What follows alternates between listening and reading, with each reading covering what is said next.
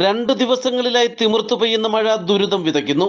മലയോര മേഖലയിൽ നിരവധി വീടുകൾ കനത്ത മഴയിൽ നിലംപൊത്തി. നിരവധി വീടുകളുടെ മേൽക്കൂര ഉൾപ്പെടെ തകർന്നിട്ടുണ്ട്. കുളത്തൂപ്പുഴ ചെമ്മനഴികം പൊന്നമ്മ വിലാസത്തിൽ പൊന്നമ്മയുടെ വീട് ഇന്നലെ രാത്രിയിൽ പൂർണ്ണമായും ഇടിഞ്ഞു.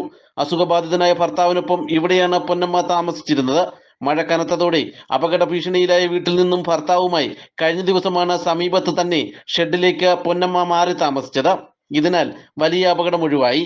എന്നാൽ വീട് പൂർണ്ണമായി ഇടിഞ്ഞത് ഇവർ താമസിച്ചു വരുന്ന താൽക്കാലിക ഷെഡിനും തകരാർ സംഭവിക്കുന്നതിനിടയാക്കിയിട്ടുണ്ട്. ലൈഫ് പദ്ധതിയിൽ ഉൾപ്പെടുത്തി പൊന്നമ്മയ്ക്ക് വീട് അനുവദിച്ചിരുന്നു. മാസങ്ങൾക്ക് മുമ്പ് തന്നെ ഇതിന്റെ കരാറും ഇവർ ഒപ്പിട്ടു. എന്നാൽ നാളിതുവരെ തുക അനുവദിച്ചിട്ടില്ല. കാലിന് ഗുരുതര രോഗം ബാധിച്ച ഭർത്താവുമായി പൊന്നമ്മ ഇനി എവിടേക്ക് പോകുമെന്ന കാര്യത്തിൽ വ്യക്തതയില്ല.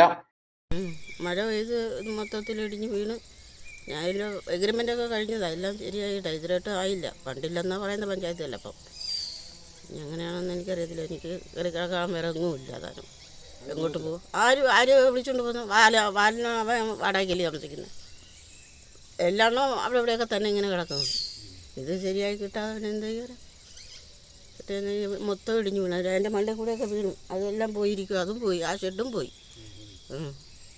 അമ്മ മാത്രമേ ഉള്ളൂ ഇവിടെ താമസിക്കുന്നത്? അമ്മയില്ല, ഞാനും എൻ്റെ ഹസ്ബൻഡും ഉണ്ട്. അതിൻ്റെ കാലമൊക്കെ വയ്യാതായി അതങ്ങനെ ഇരിക്കുന്നു. ഇന്നലെ ആശുപത്രി കൊണ്ടുപോയിട്ട് വന്നതേ ഉള്ളൂ, കടയ്ക്കൽ കൊണ്ടുപോയി. അത് വേറെ സഹായിക്കാൻ ഒന്നിനും എനിക്കൊരു നിവൃത്തിയില്ല. ഞാൻ അങ്ങോട്ട് പോകുന്നു, അങ്ങനെ എനിക്ക് കടന്ന് കഷ്ടപ്പെടുക. തൊഴിലുറപ്പിന് പോവാണോ? തൊഴിലുറപ്പിന് പോവുക. പോകേണ്ടത് പേരും വെച്ച് അതിനും പോയി. അങ്ങനെ ഇതിന് കാലം വയ്യാതെ നടക്കുന്ന ഒരാൾ അടുത്തുണ്ടെങ്കിലേ ഒക്കുള്ളൂ. അത് ചോറിന് മൊത്തം ഒഴിച്ച് അതിനകത്തോട്ട് കയറി നോക്കിയാൽ മൊത്തവും പോയി കിടക്കുവാണേ. അത് മൊത്തം പോയി, അത് മൊത്തം വെള്ളം പിടിച്ച് കളയുക എടുത്ത്. ഞാൻ പിന്നെ എല്ലാ ചെറുക്കരെ വിളിച്ചിട്ടുണ്ട്, അപ്പുറത്തെ കിട്ടുന്നടുത്ത് പറഞ്ഞു, ഇതൊന്ന് പൊക്കി കെട്ടി, ഇത് ഷെട്ടൊന്ന് പൊക്കി വെക്കുക. വെള്ളം ഇതിൽ നിന്ന് പൊട്ടി പ്ലാസ്റ്റിക്കിൽ നിന്നേ പൊട്ടി വീഴുക. ഇതിന് കാല് ഉറപ്പിക്കാൻ വയ്യ, ഞരമ്പ് വലിഞ്ഞ് ഇത് അസ്ഥിയിൽ പൊട്ടലുമുണ്ട്. അതുകൊണ്ട് കാല് തറയെ ചവിട്ടാക്കൂല. അതിൻ്റെ മുറിവുണ്ടായതുകൊണ്ട് അവർ പറഞ്ഞു ഇപ്പം പ്ലാസ്റ്റർ ഇട്ടാക്കൂല, ഇട്ടാൽ പിന്നെ കയറി പഴുക്കലും ചെയ്താൽ. അതേസമയം പൊന്നമ്മയ്ക്ക് 2 ആഴ്ചയ്ക്കുള്ളിൽ വീട് നിർമ്മാണം ആരംഭിക്കുന്നതിനുള്ള നടപടി സ്വീകരിക്കുമെന്ന് സ്ഥലം സന്ദർശിച്ച ഗ്രാമപഞ്ചായത്ത് പ്രസിഡന്റ് പി ലൈല ബീവി പറഞ്ഞു. നമ്മൾ പിന്നെ കുളത്തൂപ്പുഴ ഗ്രാമപഞ്ചായത്തിൻ്റെ അമ്പലം വാർഡിലാണ് നിൽക്കുന്നത്. ഇവിടെ പൊന്നമ്മയെന്ന് പറഞ്ഞ അവരുടെ വീടിൻ്റെ മുമ്പിലാണ്. ആ വീട് ഇടിഞ്ഞ് വീണുകൊണ്ടിരിക്കുകയാണ്, ഘട്ടം ഘട്ടമായിട്ട് വീട് ഇടിഞ്ഞുകൊണ്ടിരിക്കുകയാണ്. നമ്മളിപ്പോഴാണ് അത് അറിയുന്നത്. ഇത്രയും അവസ്ഥയിൽ അവരുടെ ഭർത്താവ് കാലൊടിഞ്ഞും കൂടെ കിടക്കുന്നൊരവസ്ഥയാണ്. അപ്പോൾ എത്രയും പെട്ടെന്ന് പഞ്ചായത്തിൽ എഗ്രിമെൻ്റ് വെച്ചിട്ടുണ്ട്.